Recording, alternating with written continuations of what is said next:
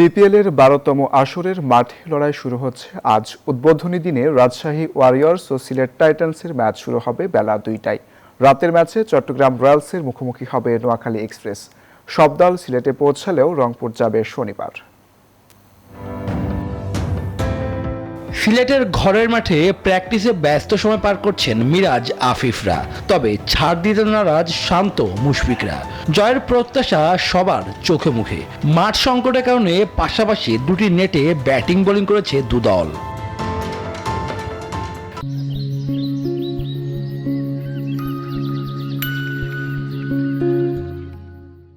রাজশাহী ওয়ারিয়র্সের অধিনায়ক নাজমুল হোসেন শান্ত, সিলেট টাইটান্সের নেতৃত্ব দিবেন মেহেদী হাসান মিরাজ। জাতীয় দলে দুই ফরম্যাটের অধিনায়ক দুই বন্ধু মাঠে নামবেন আসরের প্রথম ম্যাচেই। প্রত্যেকটা ফ্র্যাঞ্চাইজিরই স্বপ্ন থাকে চ্যাম্পিয়ন হওয়ার জন্য, আর অবশ্যই আমারও স্বপ্ন সিলেটকে চ্যাম্পিয়ন করার জন্য, কারণ সিলেট কখনো চ্যাম্পিয়ন হয়নি।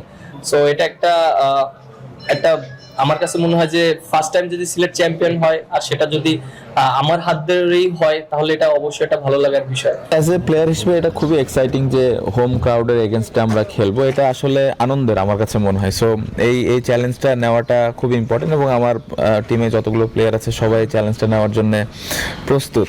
অন্যদিকে নোয়াখালী এক্সপ্রেসের নেতৃত্বে থাকবেন সৈকত আলী। শুরুর ম্যাচে জয়ের প্রত্যাশা তা। আর চট্টগ্রাম রয়্যালস আসর শুরুর আগে বিতর্কে জড়িয়েছে। ম্যাচের একদিন আগে অধিনায়ক নির্বাচিত হয়েছেন অলরাউন্ডার শেখ মাহেদী। এক মাসের 4 ছক্কার লড়াই, দর্শক উত্তেজনা থাকবে মাঠ আর মাঠের বাইরে। ম্যাচ শুরুর আগে ছোট আকারে হবে উদ্বোধনী অনুষ্ঠান। শুভ দেবনাথ, নিউজ 24।